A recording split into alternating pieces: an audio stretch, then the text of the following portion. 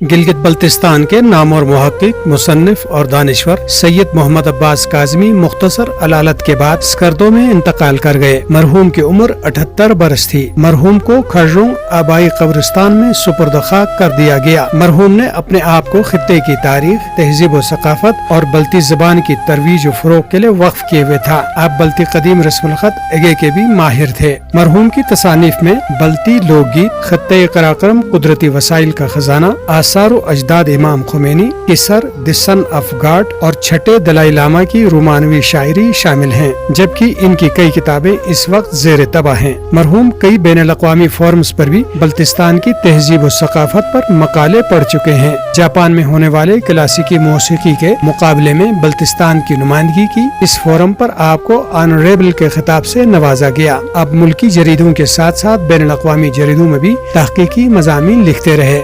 उन्होंने अपनी पूरी ज़िंदगी बल्तिस्तान की तारीख़ और सकाफ़त पर तहक़ीक़ में गुजारी।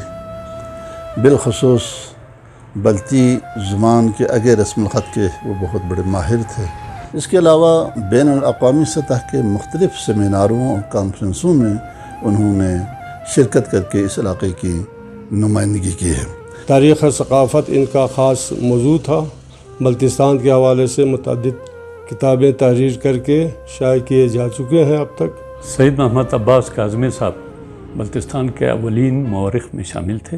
बल्तिस्तान में उनकी रहलत पर काफ़ी नुकसान हुआ है, ख़ास कर तहक़ीक़ के मैदान में। आप अपने तहक़ीक़ी कामों और तसानीफ की रूह से अपने चाहने वालों के दिलों में तादेर जिंदा रहेगा।